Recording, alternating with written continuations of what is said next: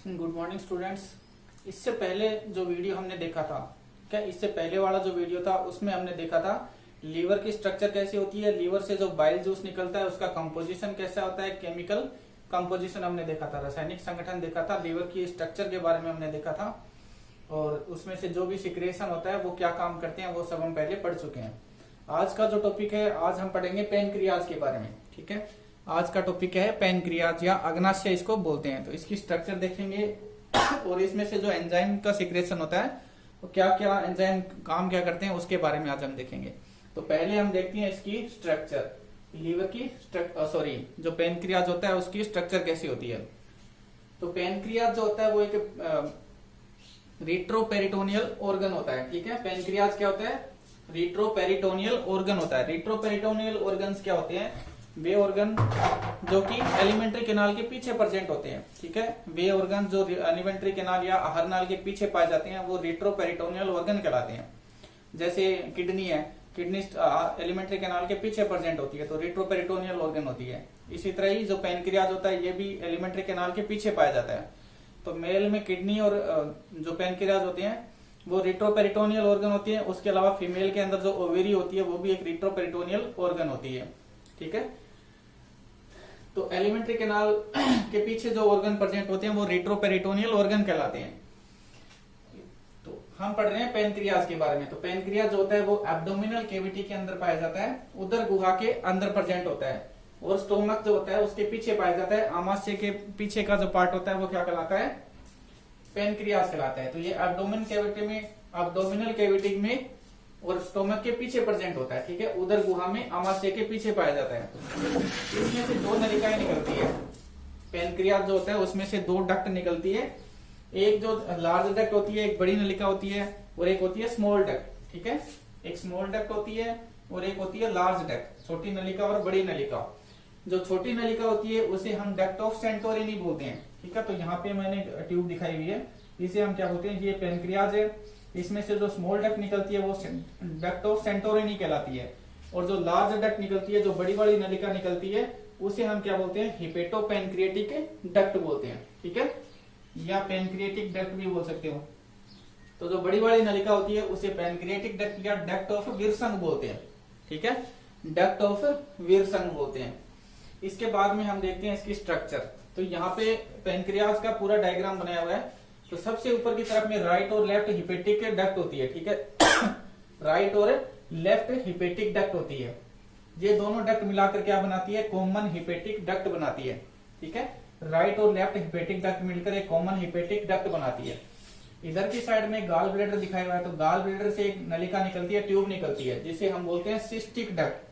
ठीक है, gall bladder से एक ट्यूब निकल रही है जिसे हम क्या बोलते हैं, सिस्टिक डक्ट बोलते हैं। तो ये जो सिस्टिक डक्ट होती है और जो कॉमन हिपेटिक डक्ट होती है, ये दोनों जगह एक दूसरे, ये दोनों जो डक्ट होती है वो एक दूसरे से अटैच हो जाती है, जुड़ जाती है। ठीक है, यहाँ से सिस्टिक डक्ट और यहाँ से कॉमन हिपेटिक डक्ट, ये दोनों डक्ट आपस में जुड़कर क्या बनाती है, कॉमन बाइल डक्ट बनाती है। ठीक है, कॉमन बाइल डक्ट बनाती है।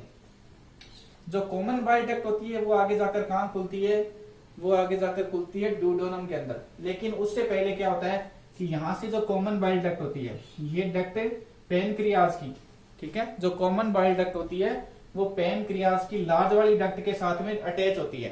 ठीक है, कॉमन बाइल डक्ट पैनक्रियाज की लार्ज जो डक्ट होती है, जो लार्ज नलिका होती है, जिसे हम क्या बोलते हैं, हिपेटो पैनक्रिएटिक डक्ट बोलते हैं। ठीक है, जहां पे हमने ये बोला था पैनक्रिएटिक डक्ट, उस डक्ट के साथ में जुड़कर एक फूली हुई संरचना का निर्माण करता है जिसे हम बोलते हैं हिपेटो पैनक्रियाटिक एम्पुला या एम्पुला ऑफ वेटर बोलते हैं। ठीक है, तो यहां से देखो, यहां से कॉमन बाइल डक्ट निकल रही है और ये कॉमन बाइल डक्ट जो पैनक्रियाज होता है उसकी लार्ज डक्ट से जुड़ती है और जहां पे ये जुड़ती है वहां पे एक फूली हुई संरचना का निर्माण होता है जिसे हम क्या बोलते हैं, हिपेटो पैनक्रिएटिक एम्पुला बोलते हैं। इसे क्या बोलेंगे, हिपेटो पैनक्रिएटिक एम्पुला बोलते हैं या एम्पुला ऑफ वेटर भी बोलते हैं, एम्पुला ऑफ वेटर भी बोल सकते हैं इसको। अब ये जो लार्ज डक्ट होती है, ठीक है, जो लार्ज डक्ट होती है वो आगे जाकर कहाँ खुलती है, डुओडेनम के अंदर। ठीक है, ये लार्ज डक्ट आगे जाकर कहाँ खुलती है, डुओडेनम के अंदर। इसी तरह पैनक्रियाज की जो स्मॉल डक्ट होती है जिसे हम बोलते हैं डक्ट ऑफ सेंटोरिनी, पैनक्रियाज की जो छोटी नलिका होती है, जो स्मॉल डक्ट होती है, वो भी डुओडेनम के अंदर ही खुलती है। वो भी कहाँ खुलेगी? डुओडेनम के अंदर ही खुलती है। तो दोनों के बीच की दूरी, सबसे पहले कौन सी नलिका खुलती है? सबसे पहले जो स्मॉल डक्ट होती है वो डुओडेनम के अंदर खुलती है। उसके बाद में जो बड़ी वाली नलिका होती है वो डुओडेनम के अंदर खुलती है। ठीक है, पहले स्मॉल डक्ट यानी कि सेंटोरिनी डक्ट डुओडेनम के अंदर खुलेगी। उसके बाद में जो बड़ी नलिका होती है पेनक्रियाज की, जिसे हम बोलते हैं पेनक्रियाटिक डक्ट बोलते हैं, ये पेनक्रियाटिक डक्ट डुओडेनम के अंदर खुलेगी। तो दोनों के बीच की जो दूरी होती है, ठीक है, दोनों के बीच की जो दूरी होती है वो लगभग 2 से लेकर 2.5 सेंटीमीटर तक होती है। दोनों के बीच की जो दूरी होती है वो 2 से लेकर 2.5 सेंटीमीटर तक की इनके बीच में डिस्टेंस होता है। ठीक है, तो ये तो था इसका स्ट्रक्चर। ये इसका स्ट्रक्चर इस प्रकार से होता है। अब जो पेनक्रियाज होता है वो एक मिक्स ग्लैंड होती है। ठीक है, पेनक्रियाज क्या होता है? एक मिक्स ग्लैंड होती है, मिश्रित ग्रंथि होती है। मिक्स ग्लैंड होने का मतलब क्या होता है कि इसमें बहिस्त्रावी और अंतःस्त्रावी दोनों प्रकार की ग्रंथियां इसके अंदर पाई जाती है। बहिस्त्रावी भी होती है और अंतःस्त्रावी भी होती है। बहिस्त्रावी को हम बोलते हैं एक्सोक्राइन, एक्सोक्राइन, और अंतःस्त्रावी को हम बोलते हैं एंडोक्राइन। तो दोनों प्रकार की ग्रंथियां इसके अंदर पाई जाती है। इसीलिए जो पेनक्रियाज होता है वो एक मिक्स ग्लैंड होती है।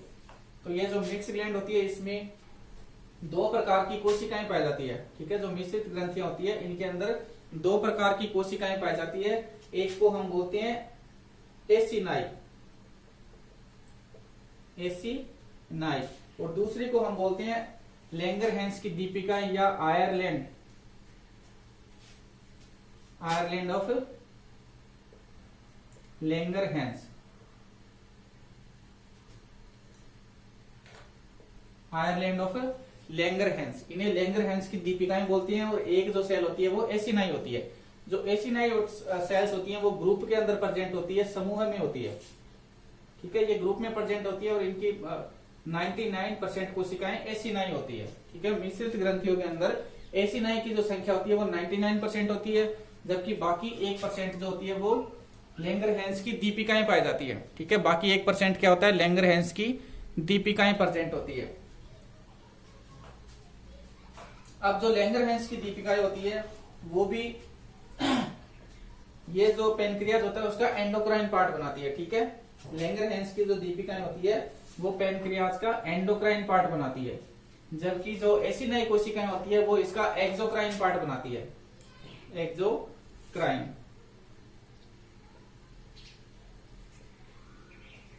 जो एसिनाई कोशिकाएं होती है वो पेनक्रियाज का एक्सोक्राइन पार्ट बनाती है, यानी कि बहिस्त्रावी भाग बनाती है, जबकि जो आयरलैंड ऑफ लैंगरहैंस होती है या जो लैंगरहैंस की दीपिकाएं होती है वो पेनक्रियाज का एंडोक्राइन पार्ट बनाती है, एंडोक्राइन, यानी कि ये अंतःस्त्रावी भाग बनाती है। इसके बाद में जो एसिनाई कोशिकाएं होती है ये क्या काम करती है? इनसे पेनक्रिएटिक जूस का सिक्रेशन होता है। इनसे किसका सिक्रेशन होता है? पेनक्रिएटिक जूस का सिक्रेशन होता है। और ये जो पेनक्रिएटिक जूस है ये डाइजेशन के अंदर हेल्प करता है। ये जो पेनक्रिएटिक जूस होता है ये डाइजेशन के अंदर हेल्प करता है, पाचन के अंदर हेल्प करता है। तो यहाँ पे हमने क्या देखा कि जो पेनक्रियाज होता है वो एक रिट्रोपेरिटोनियल ऑर्गन होता है, मतलब जो ऑर्गन एलिमेंट्री कैनाल के पीछे प्रेजेंट होते हैं वो रिट्रोपेरिटोनियल ऑर्गन कहलाते हैं। पेनक्रियाज एब्डोमिनल कैविटी में स्टोमक के पीछे प्रेजेंट होता है। इसमें से 2 नलिकाएं निकलती है, एक को हम स्मॉल डक्ट बोलते हैं, एक को हम लार्ज डक्ट बोलते हैं। ठीक है, स्मॉल डक्ट जो होता है उसका दूसरा नाम भी होता है डक्ट ऑफ सेंटोरिनी, और जो लार्ज डक्ट होती है उसका नाम है डक्ट ऑफ विल्सन, या इसे पेनक्रिएटिक डक्ट भी बोलते हैं। पेनक्रियाज एक मिक्स ग्लैंड होती है, यानी कि एक्सोक्राइन और एंडोक्राइन दोनों प्रकार की ग्रंथियां इसमें पाई जाती है। जो मिक्स ग्लैंड होती है उसमें 2 प्रकार की कोशिकाएं प्रेजेंट होती है। एक एसिनाई जो कि ग्रुप में प्रेजेंट होती है, 99% होती है, ये एक्सोक्राइन पार्ट बनाती है, और ये पेनक्रिएटिक जूस का सिक्रेशन करती है जो कि डाइजेशन में हेल्प करता है। इसी तरह जो आयरलैंड ऑफ लैंगरहैंस होती है ये 1% होती है, 1% होती है, और ये पेनक्रियाज का एंडोक्राइन पार्ट बनाती है, अंतःस्त्रावी भाग बनाने का काम करती है। लैंगरहैंस की दीपिकाएं कितनी होती है? 1% होती है। 1% लैंगरहैंस की दीपिकाएं होती है, और इसमें 4 प्रकार की कोशिकाएं पाई जाती है। जो लैंगरहैंस की दीपिकाएं होती है उसमें 4 प्रकार की सेल्स प्रेजेंट होती है। पहली जो कोशिका होती है उसे अल्फा या ए सेल बोलते हैं, उसे क्या बोलेंगे, अल्फा या ए कोशिका। और ये क्या काम करती है, ये ग्लूकेगोन का सिक्रेशन करती है, ये ग्लूकेगोन का सिक्रेशन करती है। जो ग्लूकेगोन होता है वो ब्लड के अंदर शुगर लेवल को बढ़ाने का काम करता है। ग्लूकेगोन का काम करेगा, ब्लड के अंदर शुगर लेवल को बढ़ाने का काम करता है, ठीक है, इंक्रीज कर देता है। इसी तरह जो दूसरी कोशिका होती है उसे बीटा सेल या बी कोशिका कहते हैं। ये जो बीटा सेल या बी होती है वो 70% होती है, मतलब 1% का 70%, ठीक है। अल्फा सेल कितनी होती है, 20%, 1% का 20% होती है। इसी तरह बीटा सेल 1% का 70% होती है, ठीक है। ये क्या काम करती है, इंसुलिन का सिक्रेशन करती है। जो बीटा सेल्स होती हैं वो इंसुलिन का स्त्राव करती है, और ये जो इंसुलिन होता है वो ब्लड में शुगर लेवल को रेगुलेट करने का काम करता है, नियंत्रित करने का काम करता है। तीसरे प्रकार की जो कोशिकाएं होती है उसे डी सेल बोलते हैं। ये 5% होती है, ये सोमेटोस्टोनिन का सिक्रेशन करती है, ठीक है। डी सेल किसका सिक्रेशन करती है, सोमेटोस्टोनिन का सिक्रेशन करती है। इसी तरह जो चौथी कोशिका होती है उसे एफ सेल बोलते हैं, और ये भी 5% होती है। ये पैनक्रिएटिक पॉलीपेप्टाइड का सिक्रेशन करती है। ये क्या करेगी, पैनक्रिएटिक पॉलीपेप्टाइड का सिक्रेशन करती है। तो ये तो था पैनक्रियाज की स्ट्रक्चर, उसमें पाई जाने वाली कोशिकाएं। इसके बाद में हम पढ़ते हैं कि पैनक्रियाज से जो एंजाइम का सिक्रेशन होता है, जो एंजाइम पैनक्रियाज से स्रावित होते हैं वो क्या काम करते हैं। अब हम देखते हैं पैनक्रियाज से जो भी एंजाइम स्रावित होते हैं उन्हें हम क्या बोलते हैं, पैनक्रिएटिक एंजाइम बोलते हैं। तो ये फंक्शंस क्या होते हैं, क्या काम करते हैं, उनके बारे में देखेंगे। तो सबसे पहला जो पैनक्रियाज से एंजाइम सीक्रेट होता है उसे हम बोलते हैं ट्रिप्सिनोजन। उसे क्या बोलते हैं, ट्रिप्सिनोजन। ये जब ट्रिप्सिनोजन सीक्रेट होता है तब ये इनएक्टिव फॉर्म के अंदर होता है, एक्रिय अवस्था के अंदर होता है, ठीक है। जब इसका सिक्रेशन किया जाता है तो ये इनएक्टिव फॉर्म के अंदर होता है, एक्रिय होता है। बाद में ये एंटेरोकाइनेज एंजाइम की उपस्थिति में एक्टिव फॉर्म के अंदर आता है और ट्रिप्सिन में कन्वर्ट हो जाता है, ठीक है। ये एंटेरोकाइनेज कहां पाया जाता है, स्मॉल इंटेस्टाइन में। एंटेरोकाइनेज एंजाइम कहां पाया जाता है, स्मॉल इंटेस्टाइन के अंदर। तो जो ट्रिप्सिनोजन होता है वो एंटेरोकाइनेज एंजाइम की उपस्थिति में ट्रिप्सिन के अंदर कन्वर्ट हो जाता है। ट्रिप्सिनोजन इनएक्टिव होता है, जबकि जो ट्रिप्सिन होता है वो एक्टिव फॉर्म के अंदर होता है, सक्रिय अवस्था के अंदर होता है। अब ये जो ट्रिप्सिन होता है, ये ट्रिप्सिन काइम में जो प्रोटीन होती है उसको तोड़ने का काम करता है, ठीक है। काइम में उपस्थित प्रोटीन को तोड़ने का काम करता है। काइम क्या होता है, स्टोमक से जब फूड जब इंटेस्टाइन के अंदर आता है, स्मॉल इंटेस्टाइन के पहले पार्ट ड्यूडेनम के अंदर आता है, तब हम उसे काइम बोलते हैं, ठीक है। तो जो काइम में जो प्रोटीन प्रेजेंट होते हैं उन प्रोटीन्स को तोड़ने का काम करता है, ठीक है। काइम में उपस्थित प्रोटीन ट्रिप्सिन एंजाइम की उपस्थिति में पॉलीपेप्टाइड और डाइपेप्टाइड के अंदर टूट जाते हैं, ठीक है। पॉलीपेप्टाइड और डाइपेप्टाइड के अंदर टूट जाएंगे। तो ये पॉलीपेप्टाइड और डाइपेप्टाइड क्या होते हैं, सिंपल अवस्था के अंदर होते हैं। उसके बाद में जो सेकंड एंजाइम आता है वो कहलाता है काइमोट्रिप्सिनोजन। काइमोट्रिप्सिनोजन, ये जो काइमोट्रिप्सिनोजन एंजाइम होता है ये इनएक्टिव स्टेज के अंदर होता है, एक्रिय अवस्था के अंदर होता है, ये ट्रिप्सिन एंजाइम की उपस्थिति में, ठीक है। काइमोट्रिप्सिन एंजाइम ट्रिप्सिन एंजाइम की उपस्थिति में काइमोट्रिप्सिन के अंदर कन्वर्ट हो जाता है, काइमोट्रिप्सिन के अंदर कन्वर्ट हो जाता है। जो काइमोट्रिप्सिन होता है वो एक्टिव होता है, जबकि जो काइमोट्रिप्सिनोजन होता है वो इनएक्टिव फॉर्म के अंदर होता है। अब ये जो काइमोट्रिप्सिन एंजाइम है ये क्या काम करेगा, ये प्रोटीन को तोड़ने का काम करता है। सेम जैसे ऊपर वाला एंजाइम कर रहा था वैसे ही ये काम करता है, ये प्रोटीन को तोड़ने का काम करता है, ठीक है। तो प्रोटीन जो रहता है वो जो प्रोटीन होती है वो काइमोट्रिप्सिन एंजाइम की उपस्थिति में पॉलीपेप्टाइड और डाइपेप्टाइड के अंदर टूट जाती है, पॉलीपेप्टाइड और डाइपेप्टाइड के अंदर टूट जाती है। इसके बाद में जो थर्ड एंजाइम होता है उसे बोलते हैं कार्बोक्सीपेप्टाइडेज एंजाइम। उसे क्या बोलेंगे, कार्बोक्सीपेप्टाइडेज एंजाइम। ये जो कार्बोक्सीपेप्टाइडेज एंजाइम होता है ये एक्सोपेप्टाइडेज एंजाइम होते हैं। ये कैसे होते हैं, एक्सोपेप्टाइडेज एंजाइम होते हैं।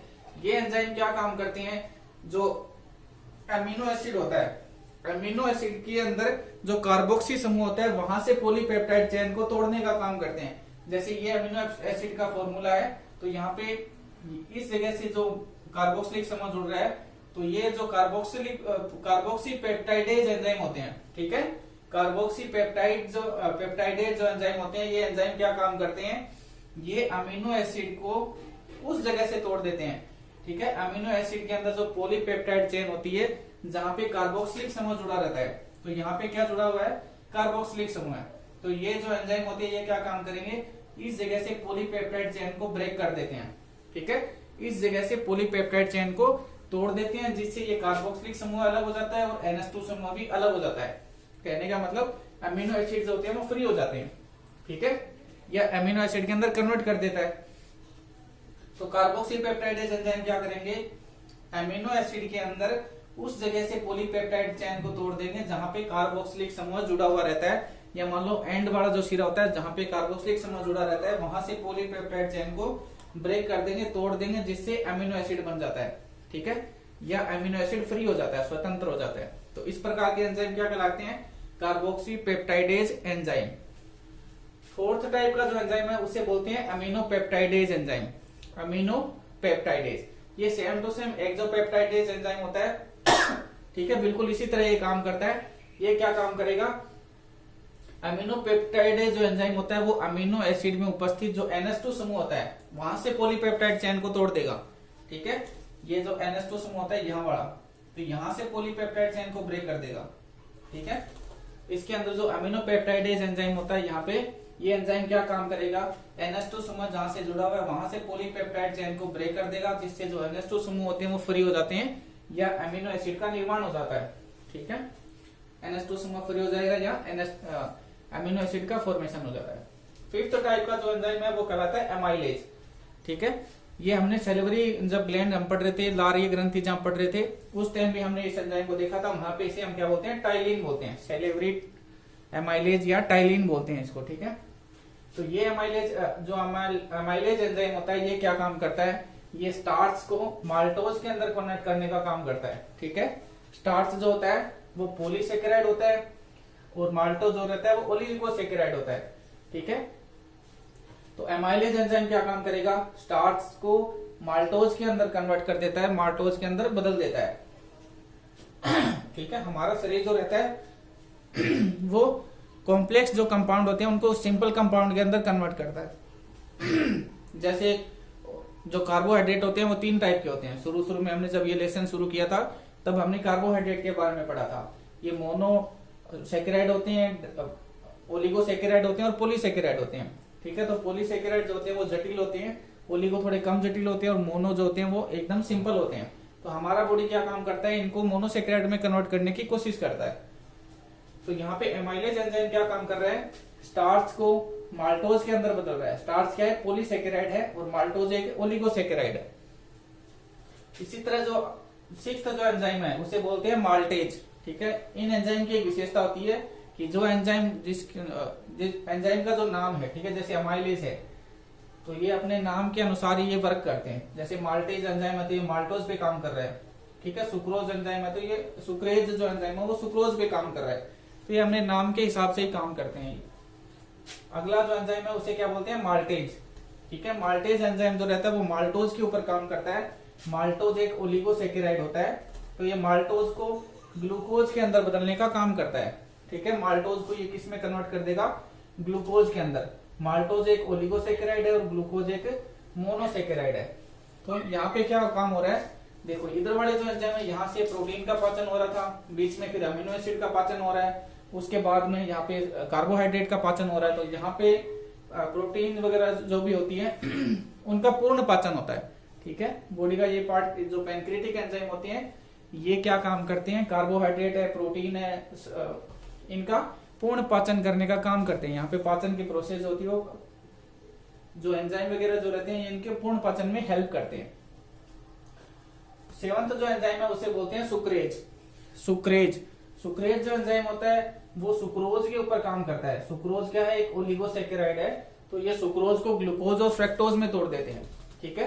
सुक्रेज जो एंजाइम रहता है वो क्या काम करेगा, सुक्रोज को ग्लूकोज और फ्रक्टोज के अंदर कन्वर्ट कर देता है। जो ग्लूकोज और फ्रक्टोज जो रहते हैं वो मोनोसेकेराइड होते हैं, ये क्या होते हैं, मोनोसेकेराइड होते हैं।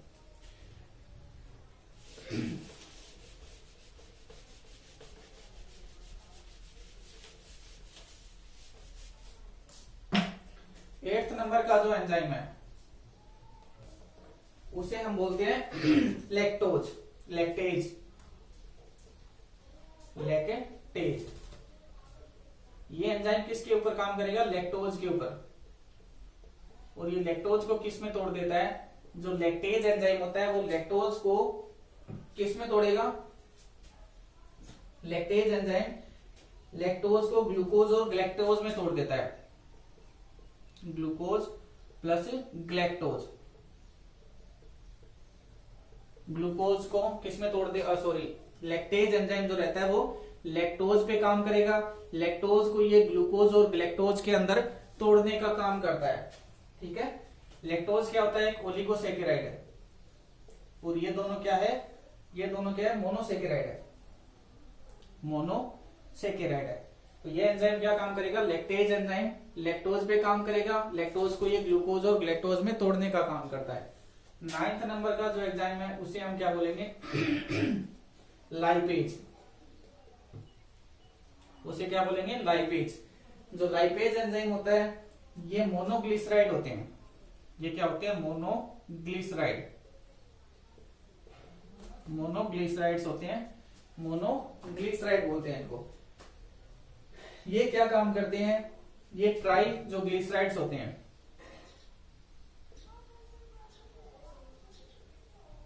ट्राइग्लिसराइड्स जो रहते हैं उनको ये मोनोग्लिसराइड और फैटी एसिड के अंदर तोड़ देता है। ठीक है। Monoglycerides plus fatty acid. ठीक है। मोनोग्लिसराइड और फैटी एसिड के अंदर तोड़ने का काम करता है। ये क्या होते हैं? ट्राइग्लिसराइड्स क्या होते हैं? फैट होती है। ठीक है। ट्राइग्लिसराइड्स क्या होते हैं? फैट होती है। ट्राइग्लिसराइड से फैट होती है। ट्राइग्लिसराइड को जो लाइपेज एंजाइम होता है वो मोनोग्लिसराइड और फैटी एसिड के अंदर तोड़ने का काम करता है। तो यहाँ पे फैट का भी पाचन हो रहा है। ठीक है। यहाँ पे क्या हो रहा है? फैट का पाचन हो रहा है। सबसे लास्ट का जो एंजाइम है उसे हम बोलते हैं पॉलीन्यूक्लियोटाइडेज। पॉलीन्यूक्लियोटाइडेज।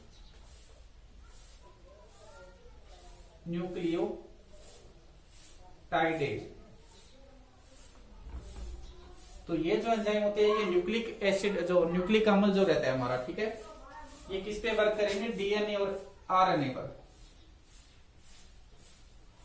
ठीक है। जो न्यूक्लिक एसिड्स होते हैं उनके ऊपर ये काम करते हैं। ये क्या काम करेंगे? डीएनए और आरएनए को, डीएनए और आरएनए जो होते हैं वो इस एंजाइम की उपस्थिति में और किस में चेंज हो जाते हैं? न्यूक्लियोटाइड्स के अंदर। न्यूक्लियोटाइड्स में,